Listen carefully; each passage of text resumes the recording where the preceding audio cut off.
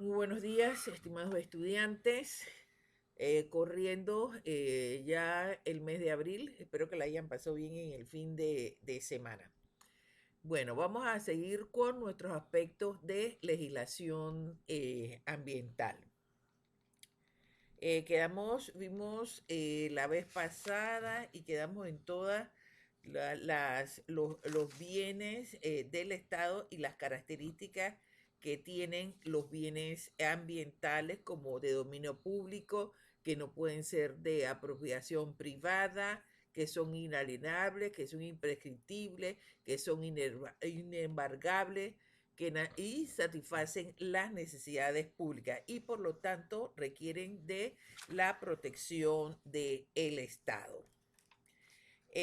También el Estado vende servicios ambientales y las leyes a medida que han ido apareciendo tienen su porqué. Por ejemplo, estos servicios ambientales comienzan a aparecer por los lados de Costa Rica y posteriormente Panamá por los años del 61 y demás, comienza a proteger sus bosques por el deterioro forestal y de la cubierta forestal, de la caída que comienzan a tener los países en esa época de sus bienes forestales. Y por lo tanto, ellos comienzan también a notar los gases de invernadero y que por lo tanto hay que ver cómo se reducen, cómo se fijan, cómo es la absorción, cuál es la protección del agua, no solamente para los aspectos urbanos o humanos. Por ejemplo, nosotros aquí en la República de Panamá competimos con las aguas del canal. Las aguas del canal brindan servicios al canal de Panamá y brindan servicio a más de 1 millón de habitantes en lo que es el corredor de Panamá hasta Raiján y también hasta Colón. Por lo tanto, hay una necesidad de estudiar y conservar el agua. También vemos la protección de los ríos. En el caso de, comienzan también a aparecer las grandes hidroeléctricas para los países por el abaratamiento del petróleo. La protección también de la biodiversidad. Recuerden ustedes que hay que conservarla, hay que sostenerla, hay que protegerla, darle todo el apoyo científico. Recuerden, esa biodiversidad sirve para no solamente los aspectos científicos, investigativos, farmacéuticos, genéticos de la humanidad. Y también hay que darle protección a esos sistemas.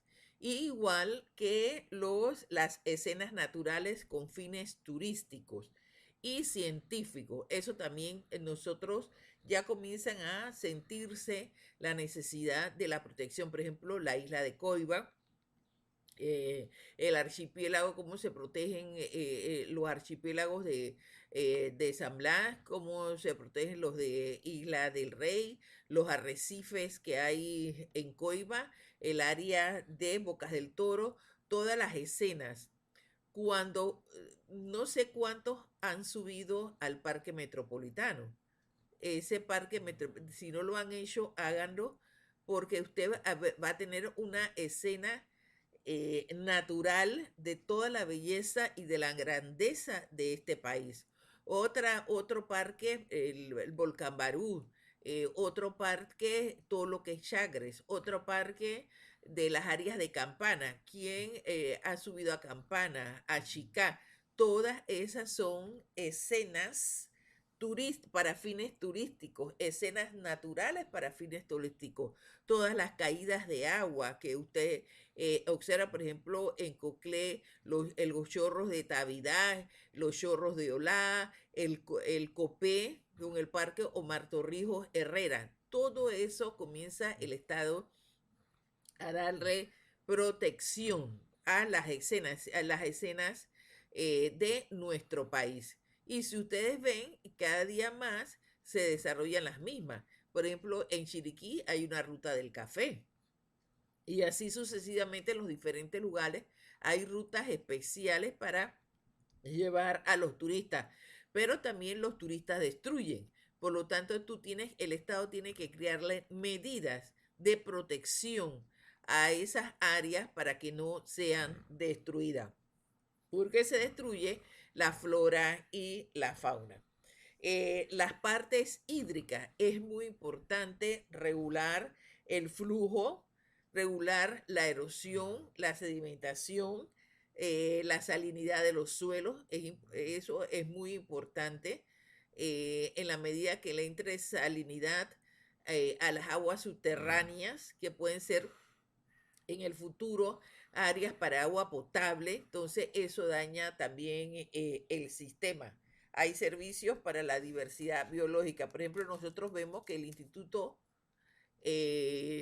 Smithsonian tengo problemas, recuerden ustedes aquí en Arreján con la luz, así que cualquier bajón y cualquier corte, hay problemas en el sistema.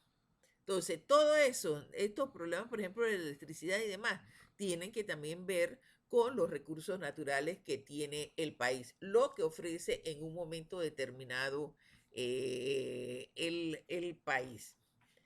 Eh, la biodiversidad hay que medirse por sus propios ecosistemas y también hay que medirse por la cantidad de especies. Por ejemplo, veíamos noticias en el día de ayer donde fue descubierta una especie de rana nueva en el país y en el mundo. O sea, todos los días se pueden estar descubriendo flora y fauna. Entonces, todo eso necesita de actualidad.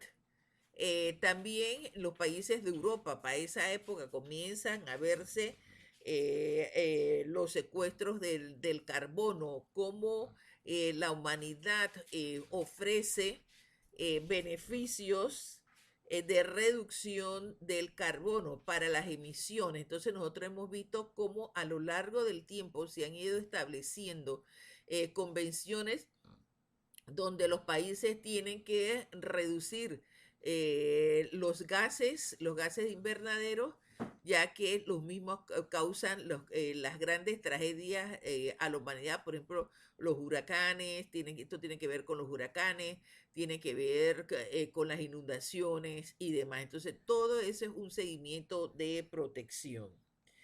Entonces, el Estado panameño comienza a crear legislaciones desde esa época y comienza a crear una institución que primero se denominó el Instituto de Recursos Naturales Renovables, INRENARES. Posteriormente, a INRENARES le cambiaron el nombre y le pusieron el nombre de autoridad, que se llamó ANAM, que fue por los lados de 1998. Después, también, ahora por el año de 2017, hubo la creación ya oficial del Ministerio de Ambiente, o sea, de instituto, autoridad, fue elevado a ministerio. La primera ley es la Ley General del Ambiente, que es la Ley 41 de 1 de julio de 1998. En esa ley se fueron creando comisiones consultivas de ambiente, en la cual iban a resolver temas y problemas ambientales y denuncias de tipo administrativo. Estas comisiones consultivas de ambiente eran también alrededor de la República. Se establecieron también normas de calidad ambiental y los máximos permisibles, los límites máximos permisibles de emisiones. Aparecen las evaluaciones de impacto ambiental. Ustedes saben que ahora para la construcción de obras se necesita, hay un decreto, el decreto 209 de 5 de septiembre del 2006, donde habla sobre el las evaluaciones de impacto ambiental. Los edificios, si ustedes pueden observar ahora, cuando tengan la oportunidad de salir, donde hay una construcción, hay un letrero verde. Ese letrero verde le dice el número de estudio de impacto ambiental y lo clasifica en uno, 2 o 3, según la intensidad de impacto que tenga sobre el ambiente.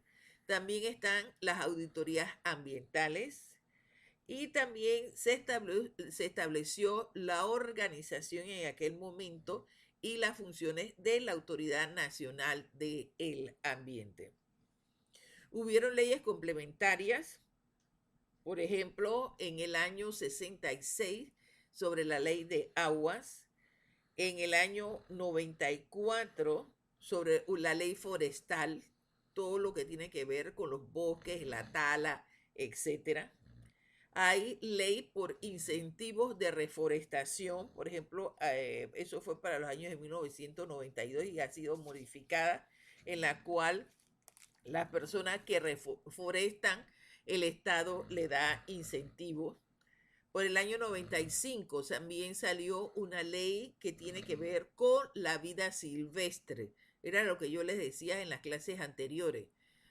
Usted también tiene que tener conocimiento, porque si usted lo mandan a una obra, como decía el alumno del año pasado, profesora, yo estoy en una obra que se está construyendo por parte de la autoridad del canal y yo tengo que estar encima de los trabajadores para que los trabajadores no se lleven las iguanas y no maten las iguanas, porque eso representa una multa grande. Entonces eso tiene que ver también con este tipo de protección a todo lo que es la vida silvestre.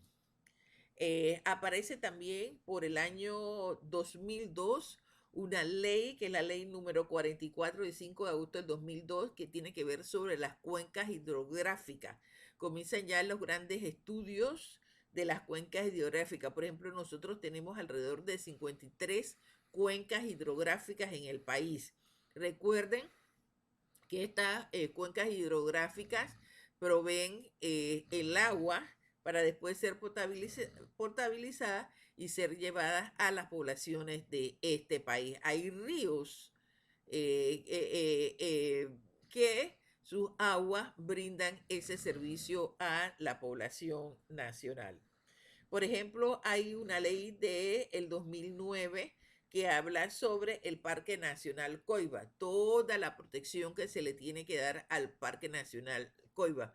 Por ejemplo, en el Parque Nacional Coiba pasan los diferentes tipos y llegan los diferentes tipos de ballena, tiene los arrecifes. En el Parque Nacional Coiba hay en el único lugar de este país donde anidan y van las guacamayas. Ese es su escenario, su hábitat para la reproducción y demás. Entonces usted las va a ver allí y las encuentra allí, porque hay áreas que son específicas, donde solamente viven determinados animales. Por ejemplo, en la isla que administra Barro Colorado, que administra el Smithsonian, por ahí usted encuentra monos y encuentra especies y árboles que no va a encontrar en el resto de la República. Hay también otro decreto ley que habla sobre las aguas de 1973. Hay un reglamento para la ley forestal que aparece en 1998. Hay un reglamento también para los incentivos que se le da a la población que reforesta. Hay reglamentos para la vida silvestre y también, por ejemplo, en el caso de concesiones mineras. Por ejemplo, en el caso de la concesión minera de Donoso y Colón, Petaquilla y demás. En esa concesión, ellos tienen que reforestar 10.000 hectáreas que ellos están tratando de reforestar a lo largo de la República. Entonces, se adopta esta ley y fue producto de, en aquel momento, de todas las consultas nacionales con los diferentes grupos para tener una ley en firme que protegiera con mayor y fiscalizara con mayor efecto el ambiente. Eh, en esta ley ya también comienzan a verse las multas y demás de que las personas si cometen algún tipo de delito y se convierten en tipo de aspectos penales.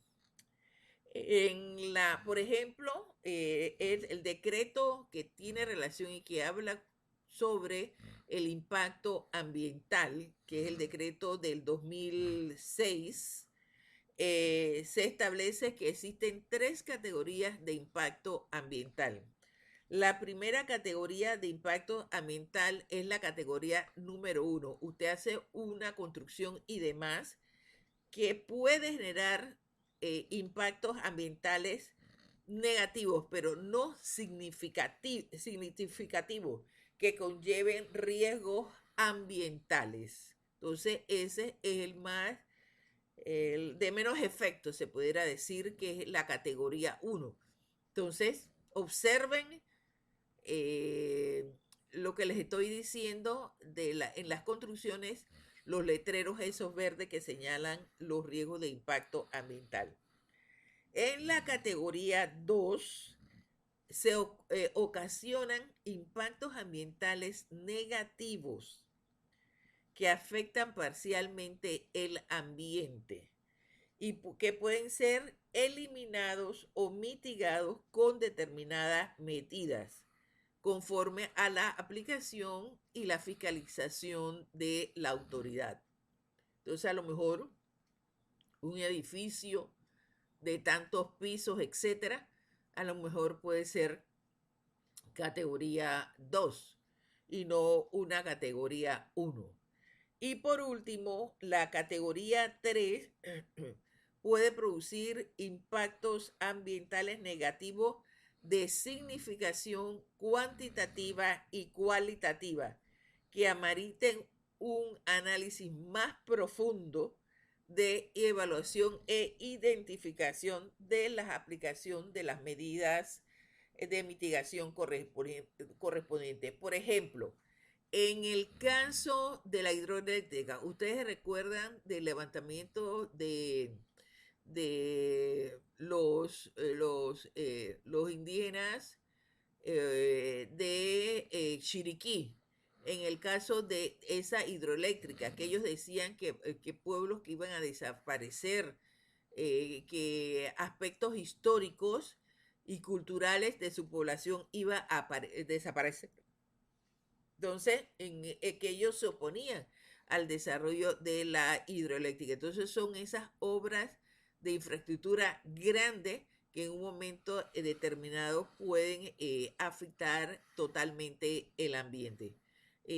Por ejemplo, en la cuestión del puente sobre el Canal de Panamá, nosotros estamos viendo que las autoridades están llevando estudios de impacto ambiental. Entonces ahí tienen que salir qué categoría es por los riesgos que puede sufrir el área. Y recuerde que muchos de esos riesgos son irreversibles, o sea, no vuelven a su estado natural. Entonces ellos tienen que determinar y en esa medida le pondrán los niveles de mitigación. Si usted va y pasa y observa los que viven en Arreján, la carretera que se está haciendo del ensanche de la carretera interamericana, nosotros podemos ver allí que a la medida que se le están haciendo construcciones especiales como para las caídas de agua, para que no se deslice la tierra y demás, aparece en el fondo, comienza ya a aparecer una cerca de ciclón. O sea, todas esas son a lo mejor medidas de mitigación que le han solicitado, a lo mejor para los animales y demás, que le han solicitado a la constructora. En el impacto ambiental 1, los riesgos para la salud, hay riesgos para la salud, para la población, para la flora, para la fauna y el ambiente en menor efecto. En el criterio, ese es el criterio 1 que se toma en cuenta. En el criterio 2 hay alteraciones significativas sobre la cantidad y calidad de los recursos naturales que yo voy a afectar, con especialmente con la afectación a la diversidad biológica, los territorios, el valor ambiental, los recursos y el valor patrimonial. Por ejemplo, si yo voy a hacer obras en las cuales voy a afectar áreas de tierra indígena, etcétera. Entonces, todas esas son cualidades de tipo cultural y patrimonial. En el criterio 3 se toma en cuenta significativamente los atributos que en un momento determinado se le dieron al área por ser un área de valor estético o paisajístico. También se toma en cuenta. O sea, por ejemplo, las construcciones, todo lo que se ha hecho alrededor del canal, tiene que tener los estudios de impacto ambiental.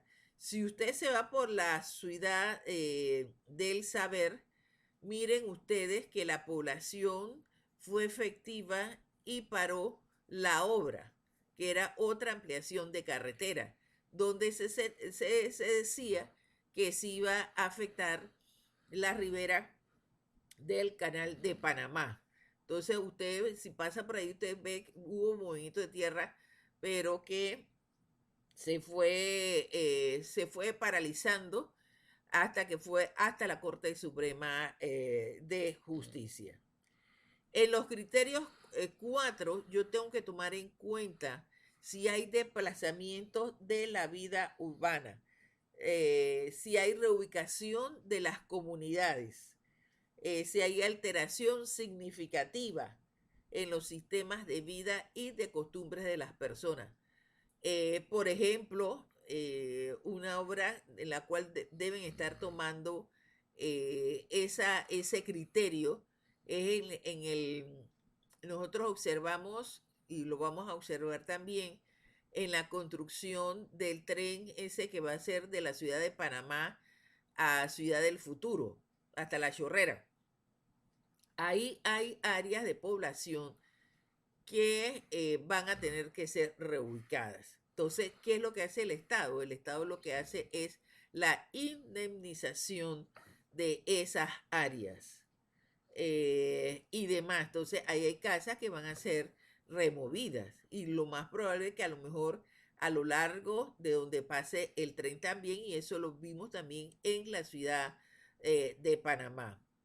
En la carretera que va de Veracruz, el famoso corredor de las playas. Ese corredor de las playas nos imaginamos también que ahí va a haber afectaciones en ese sentido si hay viviendas por donde va a pasar esta carretera. Y el criterio 5 que se toma en cuenta para hacer estos análisis de impacto ambiental son las alteraciones de monumentos, sitios de valor antropológico, arqueológico, histórico, pertenecientes al patrimonio cultural. Esto me trae a la memoria cuando fue creada la represa de Asuán en Egipto, donde ellos tuvieron que mover, unos fueron inundados y otros tuvieron que ser movidos, esos monumentos históricos de los egipcios, imagínense de tantos siglos de más, tuvieron que ser salvados cuando ellos estaban construyendo esa represa.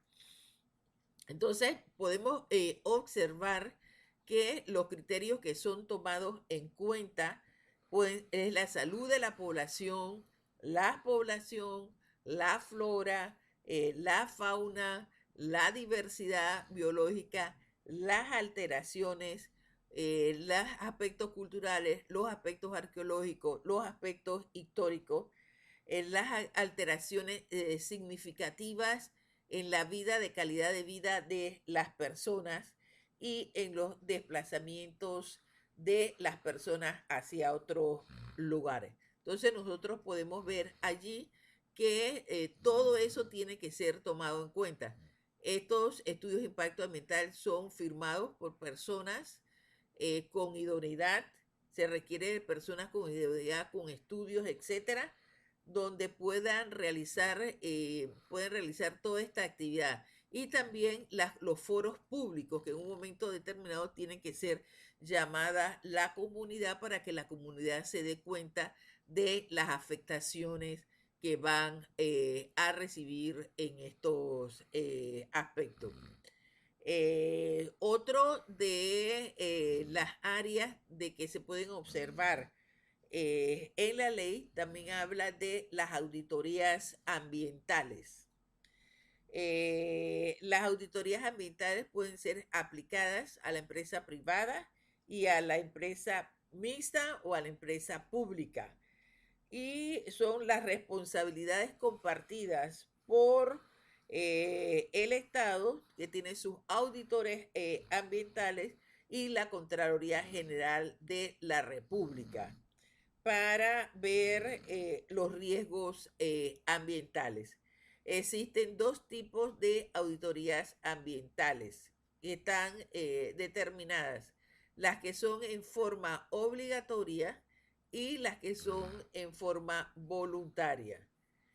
Por ejemplo, estas auditorías ambientales se requieren en el primer caso para cuando haya casos de accidentes, incidentes, actividades riesgosas o necesidades de sanear, recuperar o rehabilitar un sitio.